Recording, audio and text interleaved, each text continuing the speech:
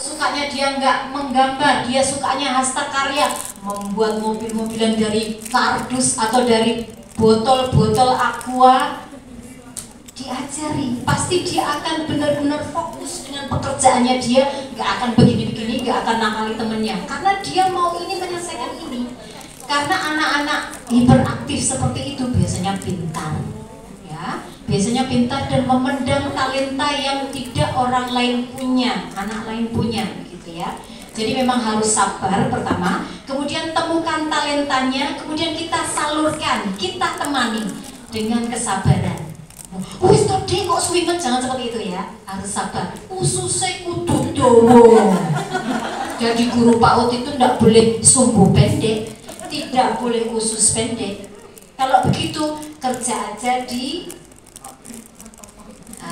pabrik-pabrik gitu, yang banting-banting, yang ledos-ledos gitu ya, yang goreng-goreng cetak gitu, mau cocok itu. Yang sumbunya pendek itu cocok, goreng mendoan. Oke, baik, saya kira itu aja jawabannya. Mbak Linda cukup ya, setelahnya. Ya. Dengan siapa? Ya Bu, terima kasih. Nama saya Friska Bunga dari RA Nurusibian.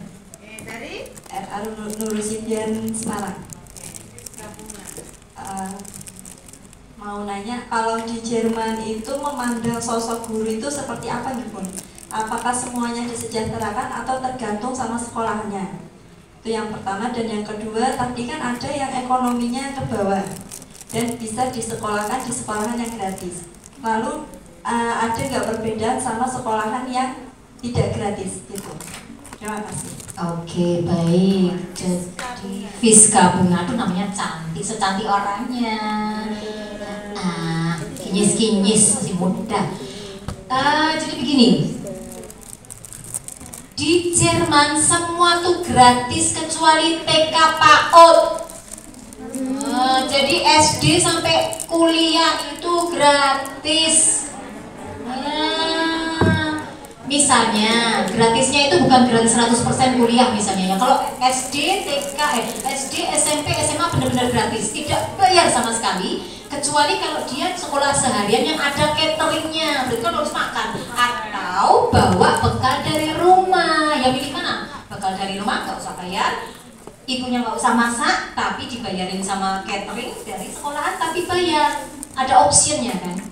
Nah, tadi yang kuliah misalnya itu hanya suruh membayar uang registrasi sekitar 1-2 juta, sudah 1 tahun itu cuma itu aja, 2 semester ya, 1 tahun sudah. Nggak ada uang SKS ini uang gedung, mana ada, nggak ada di sana, gedungnya sono, gedungnya sudah ada. Dan uangnya banyak banget orang Jerman ya, dari 30% tadi kan, 30% kali berapa orang gitu ya. Meskipun orang Jerman itu hanya 81 juta, kalau kita ada 260 juta misalnya ya, itu kita seperempatnya. Tapi setiap orang sudah bayar pajak. Ya banyak kalau kita nggak bayar pajak 250 juta ya kan, malah bayar itu. Pemerintah malah minus kalau di Indonesia utang. Kalau di sana pemerintahnya plus karena banyak pajak yang dibayar. Gitu ya. Kembali ke permasalahan tadi, bagaimana kalau apa tadi? Orang-orang yang ekonominya enggak. Iya, misalnya di Jerman itu banyak Flüchtlinge atau pengungsi dari Afrika, dari Suriah yang baru perang, sama dari Ukraina yang disosor sama Rusia, dibom ya, atau yang dari jalur Gaza, Afghanistan misalnya. Itu semua orang pindah ke sini melarikan diri, diberikan rumah kos-kosan gratis, ada mesin cucinya, ada showernya, ada toilet duduknya, ada dapur bagusnya. Enak toh? Ukurannya tipe 21. Karena kita kebanyakan uang. Ya, makanya. Dan politik yang kedua adalah supaya di masa depan generasi kedua dan ketiga orang-orang pendatang tadi akan menopang nenek kakek yang umurnya 80, 90, 100 nggak mati-mati gitu kan. Berarti kan harus ada uang pemasukan.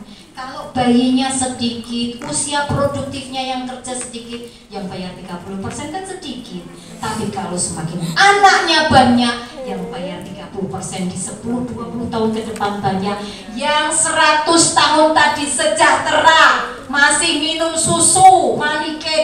coklat, semua gitu ya. Jadi itu politik dari Jerman karena piramidanya terbalik, bayinya sedikit, orang tua lansianya kebanyakan karena sehat, ya kan? Jasmani dan rohani, pokoknya happy-happy aja lah gitu ya. Jadi kalau misalnya tadi yang pengungsi tadi kan nggak punya duit, ya punya duit paling 5 juta sebulan, ditambah anak misalnya kamu 3 juta, 4 juta, 5 juta, misalnya nih anaknya 10, gare nih ngalikan aja ya, padahal orang asing itu biasanya suka punya banyak anak. Nah orang Jerman punya anak satu saja atau punya anjing cukup, karena punya anak tuh pusing, gitu ya katanya gitu, dikandani orang gelem gitu ya, angel, karena mereka tuh bebas gitu, anak punya hak, gitu ya, boleh berani, boleh menentukan sendiri, gitu-gitu ya. Kalau punya anjing, sudah diam, terus tapi nurut, glunuk gitu ya. Makanya orang Jerman juga punya anjing, anjingnya herder yang setinggi pintu kalau berdiri, karena manut. Kalau punya anak ngeyel, wis ngeyel udah dikasih ini juga tambah berani gitu ya. Makanya masya Allah, si jiwa cukup gitu katanya. Kalau saya tanya tetangga, anakmu kok si cita kue telu? Terus katanya dia, lu kamu anak kok telu wakean gitu, malah saya punya 5, saya bilang gitu ya. Karena ibu saya punya anak 7, jadi saya pengen punya banyak anak sebenarnya. Iya, jadi di sana betul banyak anak, banyak rezeki, betul. Tapi orang sana nggak suka punya anak karena stres. Ya lebih baik punya anak, punya anjing, karena anjing itu bisa menjaga tuannya dan manut sama tuannya. Gitu. Kalau anak belum tentu. Ya kan? Baik, kemudian tadi sudah dijawab pertanyaannya kalau sekolah ya. Sosok seorang guru. Sosok seorang guru. Oh iya. Sekarang kan saya di sekolah gabungan kelas 1 sampai dengan kelas 10. Aduh. Saya bilang memang enak jadi guru PAUD saja deh. Wis ganti popo, gendong-gendong ya bobek-boyon gitu ya. Tapi tidak ada anak yang kurang ajar. Di sekolah kombinasi itu kurang ajar loh anaknya. Kalau saya lewat gitu bilangnya cang cincang gitu. Cincang, saya bukan orang Cina, sini kamu, gitu. Kamu kelas berapa? Kelas 10. Kok kamu bilang cing cincang? Ya saya bilang cang cincang aja. Aku tahu itu untuk aku ya, karena aku orang Asia. Aku bukan orang Cina. Oh ibu bukan orang Cina toh? Oh tak kirain orang Cina gitu. Terus tak terangin, Cina itu sana, Indonesia itu sana, Jepang itu sana gitu ya. Mantuk-mantuk aja gitu ya. Terus besoknya lagi temannya lagi yang lain gitu. Jadi memang kurang ajar gitu loh. Atau misalnya kalau di kita masih ada ya di SMA, SMP itu kalau lewat orang tua masih nun sewu dari langkong gitu. Nengono pono mbak, aduh ndak ada yang kayak gitu. Ya lewat telunyur aja, mana ada yang mundur-mundur sampai ngomongnya manis-manis atau pelan gitu ya, nggak ada. Jadi memang di sana guru sama anak itu rata, maksudnya setara gitu ya. Jadi nggak kayak kita, kalau saya dulu sama guru SMA, SMP itu aduh mundur-mundur, sama dosen saya itu aduh sayang banget gitu, menghormati. Di sana nggak ada kayak begitu.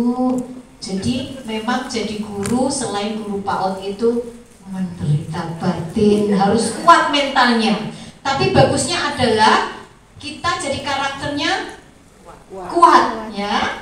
Ya jadi yang menye-menye gitu ya, sini-sini nangis gitu ya, nggak ada yang seperti itu. Jadi benar-benar karakter kita terbangun dan kita jadi tahan banting karena dibanting-banting terus ya. Oke, sudah menjawab? Sudah ya? Jawab. Dua penanya karena waktunya Depan, gantian depan. Oh, ya. Depan terus tengah. Oke, depan.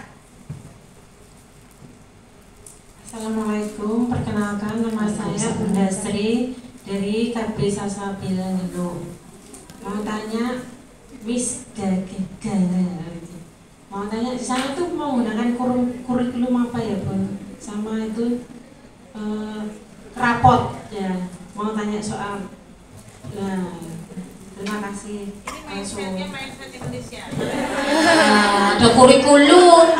Nah, tadi kan sudah saya bilang di sana tidak ada calistung. Anak TK PAUD yang hanya bermain kelas yang 10 bulan sampai 6 tahun hanya bermain. prasakarya, joget, nyanyi, jungkir balik, olahraga, di kebun, menanam, kayak gitu. Jadi tidak ada yang belajar itu nggak ada. Nah, setiap TK mereka punya kurikulum, artinya bagaimana cara mengembangkan anak secara apanya ya, psikologisnya begini, secara motoriknya begini. Itu ada kurikulumnya. Apa yang harus dilakukan?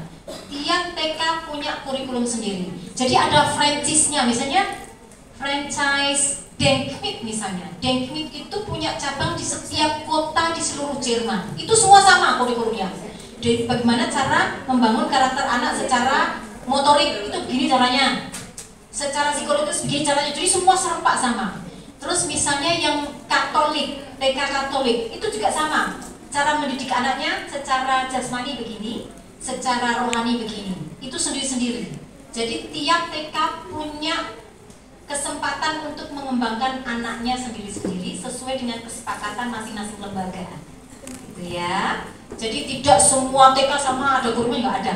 Tapi intinya semua sama, mau Katolik, mau Kristen, mau yang campuran, yang biasa sekolah negeri, atau yang swasta, atau yang dari pemerintah, misalnya dari wali kota gitu ya. Jadi satu dengan kotanya. Itu satu, anak tidak boleh ada kurikulum calistung, kecuali nanti pas umur 6 tahun 3 bulan sebelum keluar. Jadi keluar itu kan bulan Juli, jadi Mei, Juni, Juli, itu ada kelas persiapan untuk masuk SD. Di SD nanti ada tesnya loh. Tesnya misalnya mengancingkan benek sendiri. Siapa yang sudah pernah mengajari anak didiknya di PAUD mengancingkan benek sendiri? Wow, oh semuanya ya.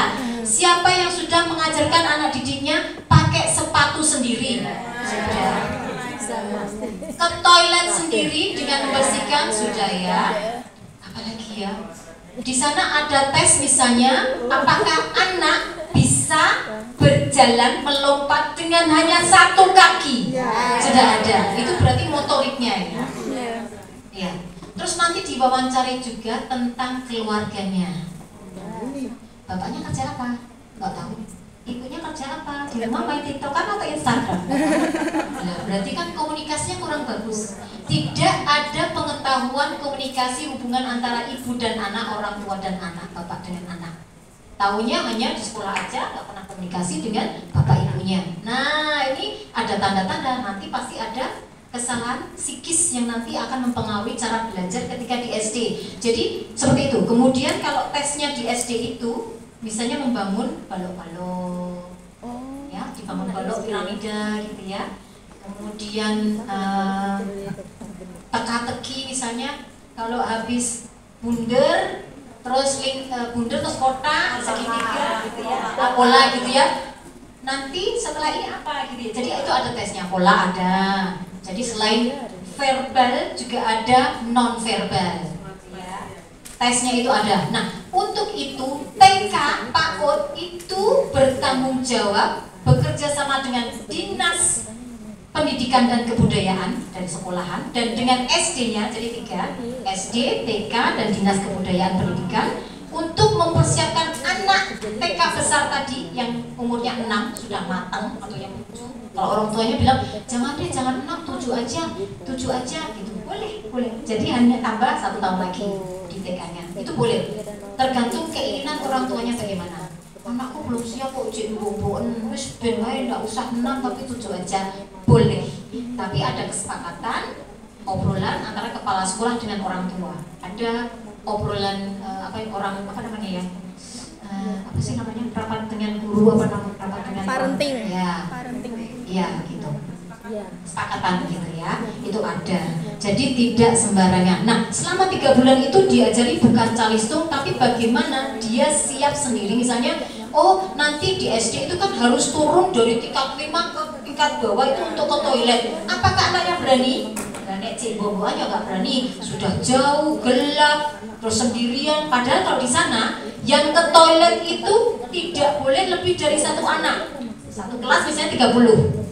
Tidak boleh ada 2 anak, 3 anak yang keluar ke toilet. Hanya 1, karena Kalau ada dua manusia, yang ketiga adalah setan, ya kan?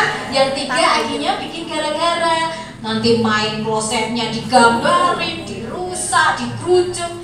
Ya karena ketiga tadi adalah setan, betul ya? Itu dipraktekkan di Jerman juga. Jadi yang boleh ke toilet hanya satu saja, ya kan? Jadi hanya satu saja gantian dan ada belnya, misalnya. Bel gitu, oh masih merah menyala berarti ada yang di toilet. Kalau sudah tidak menyala berarti boleh ke toilet, gitu ya. Tandanya nanti ada ini, ada di dinding. Itu tertib banget anak-anak. Kamu lihat, kamu ke toilet lihat itu lampunya nyala enggak? Oh nyala, ya udah nunggu sampai lampunya nanti merahnya padam, gitu ya. Tidak boleh sembarangan. Jadi diatur sejak kecil, sejak SD. Kalau TK belum, kalau TK masih kadang anaknya masih ditutke gitu ya. Kalau ada yang belum begitu berani ke toilet. Sudah menjawab? Satu lagi? Ya, terima kasih. Saya Rina dari KB Taman Pelangi. Mau menanyakan Bu Gana.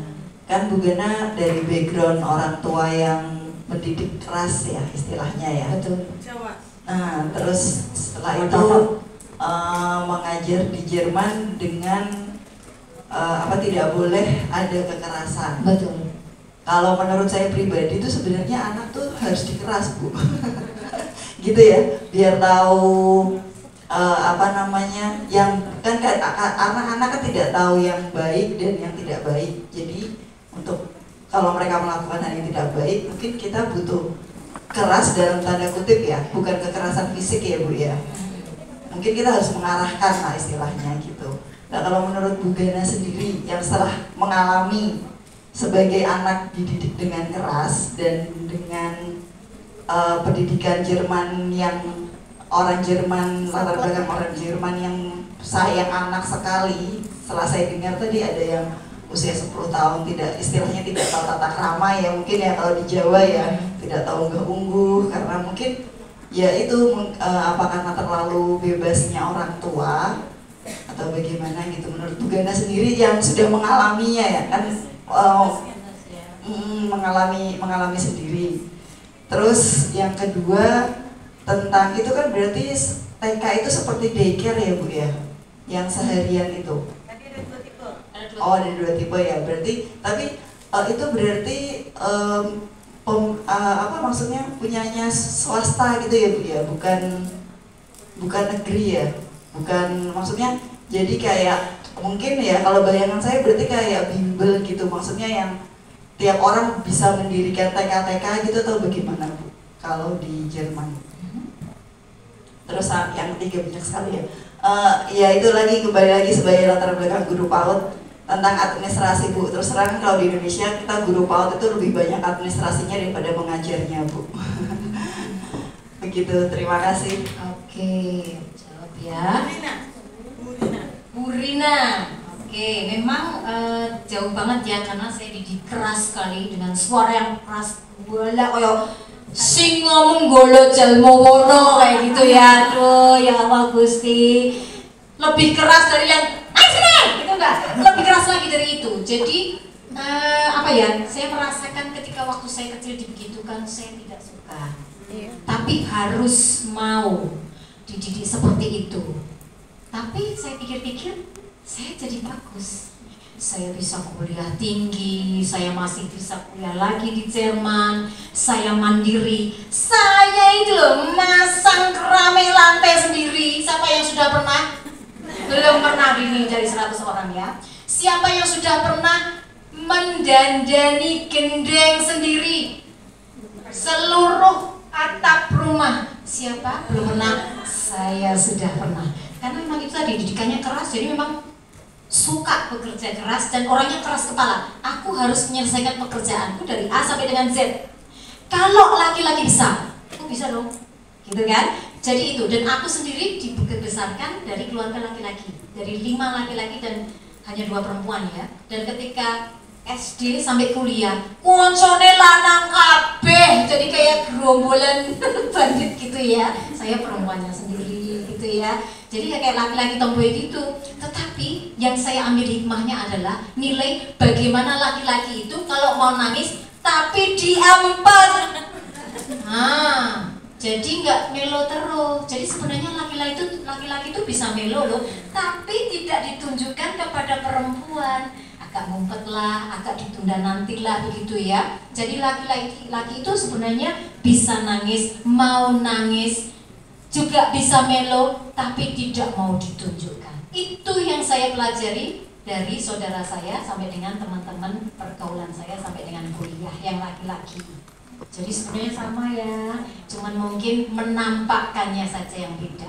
Jadi ketika keras tadi, karena bapak saya juga laki-laki dan memang dari keluarga keras, dan saya mengambil hikmahnya, terus saya bilang, tapi kalau anak saya perlakukan seperti itu dan memiliki pengalaman seperti saya, nek anaknya kuat, nek anaknya nggak kuat malah gila toh, ya kan?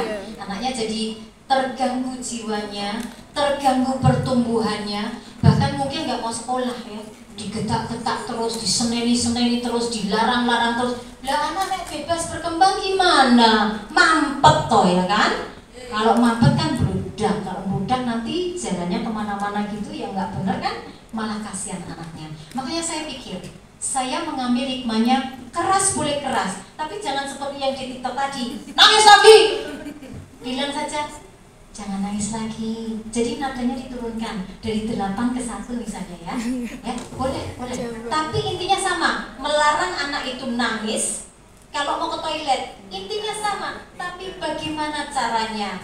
Dengan keras suara tinggi 8 oktav atau 1 oktav? Beda kan? Nah, saya digetak ya kaget ya. Tapi kalau getaknya dengan oktav yang rendah, mesti teles gitu ya. Oh iya ya, mama bener gitu ya. Kalau mau ke toilet jangan nangis. Tapi kalau sudah dimarah-marahin tadi malah tambah gebor gitu kan ya, malah tambah ininya otaknya untuk mencerna intinya dari kemarahan ibu tadi sulit. Ya, jadi jalannya itu kan muter. Tapi makanya saya bilang, kalau saya waktu itu karena saya kuat, karena pergaulannya laki-laki, saya orangnya kuat, saya bisa. Lah anak-anak saya kan menye, manis manja grup, lah tak gitu ya masih geblak ya kan. Makanya saya bilang, saya boleh keras, tapi caranya gimana?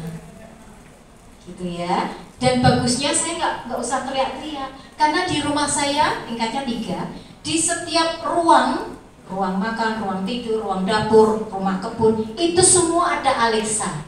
Tidak usah kenceng-kenceng. Alexa, drop in kamar anak. Neng. Anak-anak, ini kursinya dirapikan, gelasnya dimasukkan ke mesin cuci. Sudah, nggak usah. Gitu enggak ya? Karena memang komunikasi dengan itu tadi Alexa ya, kayak radio itu loh yang menghubungkan antara ruang ini dengan ruang yang lain, itu tersambung dengan internet.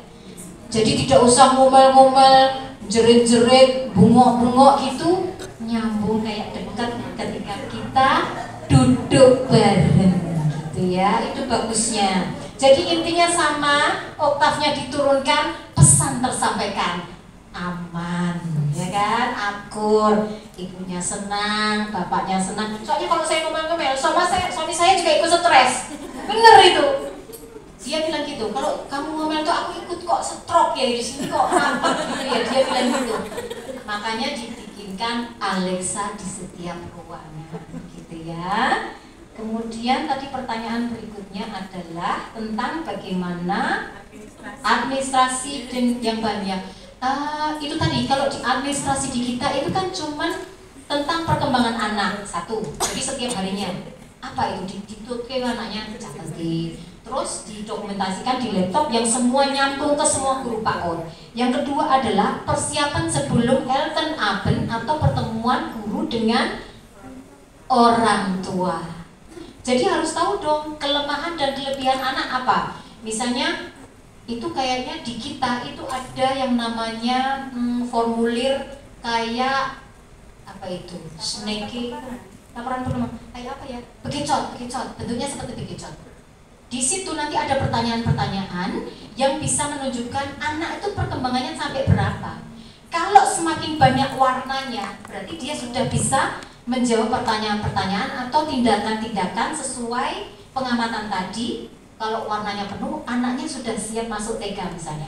Anaknya sudah siap masuk ke TK besar misalnya, dari TK kecil ke TK besar, dari yang umur 3 ke 4 misalnya ya. Itu sudah dibikinkan dan orang tua nanti lihat, ini loh Bu, Bu, anaknya seperti ini, nggak ada warnanya karena anak tidak sanggup apapun secara motorik, secara psikis, dan secara bicara gitu ya. Jadi kan ada 5 kalau nggak salah. Jadi misalnya speaking, listening, motorik, olahraga dan lain sebagainya itu ada 5 gitu ya.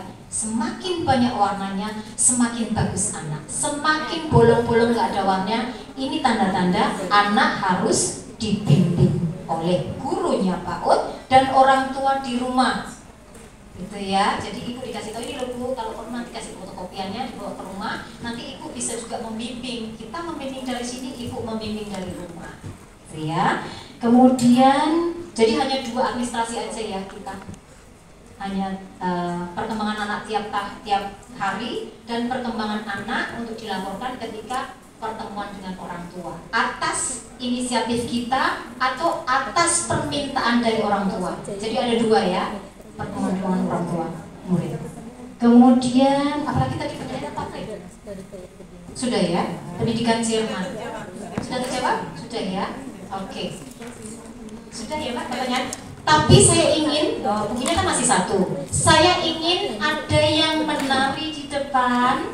Saya kasih buku karena menari adalah salah satu soft skill yang sebaiknya diajarkan di PAUD karena itu berhubungan dengan psikologis jiwa, motorik badan, telinga, ya keseimbangan, rasa jiwanya, ya, dan keberanian, self confidence. Kalau anak berani nari di depan banyak orang, itu anaknya berarti sudah bisa bersosialisasi dengan baik.